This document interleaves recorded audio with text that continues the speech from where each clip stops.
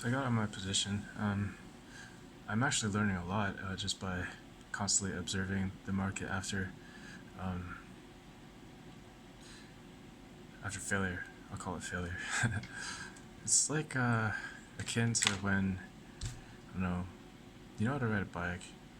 You can do certain things, but you try something new, and you're bound to fail. That's what I think of it as. It's nothing to be ashamed of.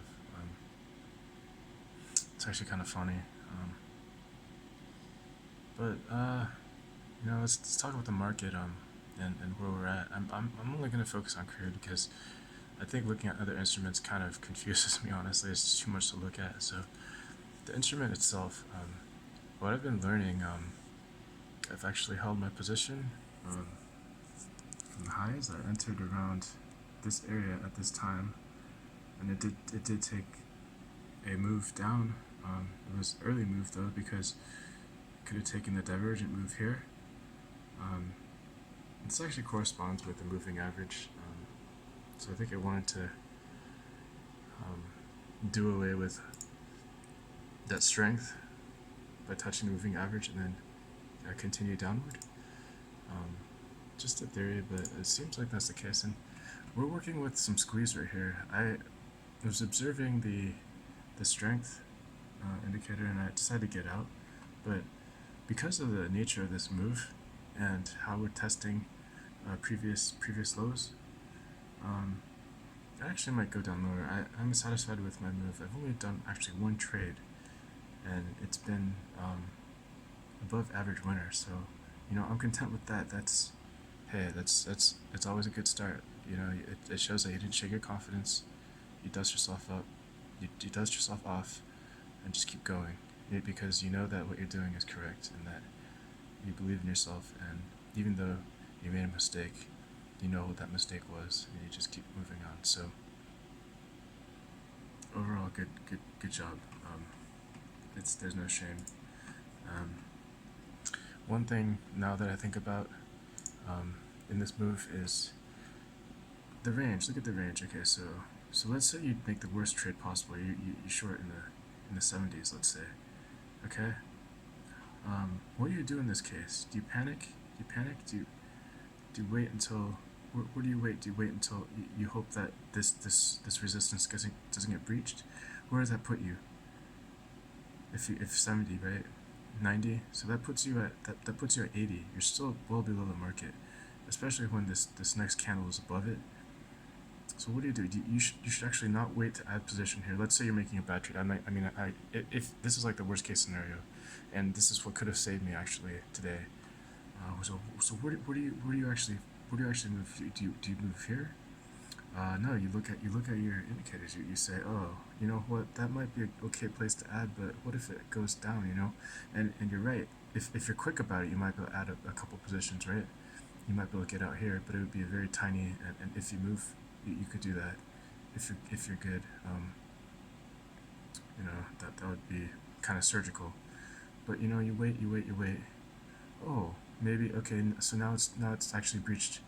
Um, it's breached two. Let's see. So this is the first one. This is the second one. It's breached two levels of resistance. Okay, maybe third time's a charm. So you go, oh, okay, I'll take a position here at the 40s. You're down like what 70, 700, but you're still within very much within the limits, and you take a chance here. You're like, okay, I'll see what happens. Maybe here you see, oh, you start seeing weakness. You're like, oh, okay. You wait it out. Maybe you're even more patient, and you're not. You have a calm mindset. You think it through. You're like, okay, you know what, this is okay. I'm only down like close to a diamond, and you're like, I should have gotten out, but I can actually work with this because it's going down. And you're like, okay, you take a position here, maybe at 60ish. So now your average is actually around what 450. So let's just say like you're in the 30s, right? You would have done fine. You would have recuperated. You'd have taken losses, and you would have actually gotten gains, and you would have actually passed. So that's the one thing I think. That's the one mistake I did. I panicked, and then I started adding too early. I think I'm learning that when to add. I can take on a trade based on where I think the market is. I have confidence in that now. I could work on the entry, but honestly, it's actually okay. You give yourself some time. You get your time is in your favor. When time is in your favor, you do not have to panic. That's the one thing. I think I actually I could have pulled it off today. Um, I don't think it was a mental issue. I don't think it was a performance issue. It was actually cockiness. You know, I was like, all right, I only have this much to go. I can do whatever I want. But you know, you get fucked that way. Um, you know, when you're in something and you're almost there, you know, nothing's actually a sure thing. Honestly, like you still have to make sure you're on the same level. You're doing the right things, and you know you can still mess up. So it's one thing to keep in mind. Yeah, I'm looking at this, and it looks like that weakness is still there. I mean, I'm seeing all the longer term indicators, and I'm also taking a look. I noticed this for the first time.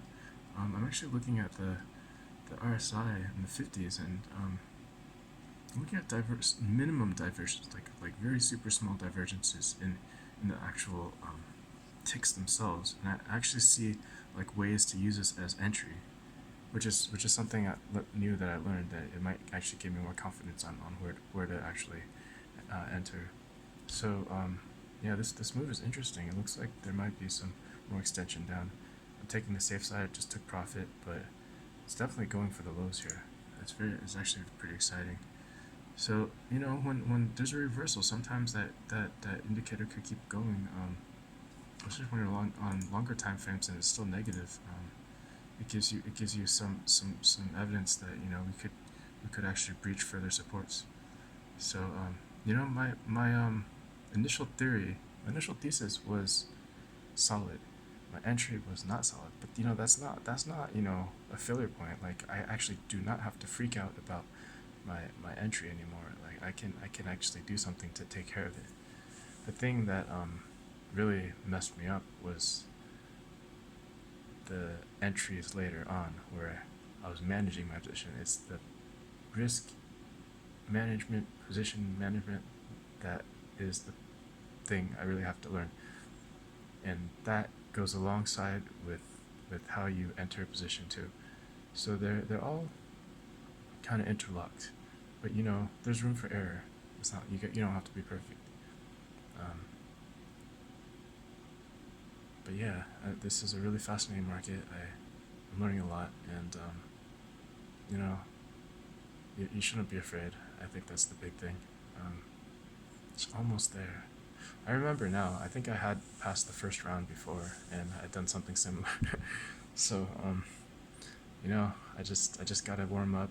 It's muscle memory. It's a lot of things. Just the more you do it, the more you're gonna get better. And you know, you gotta.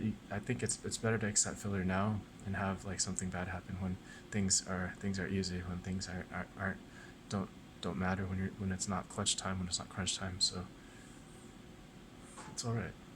Um, yeah, look at that. It's making that down move. Okay, and now it's definitely gonna breach. Well, we don't know for sure, but it looks like it's definitely hitting new lows, which is pretty cool, honestly. Um, and you know what? Actually, if I just snoozed, you know, just let that position ride and not even added or anything, I think I would have been okay too. So, oh well.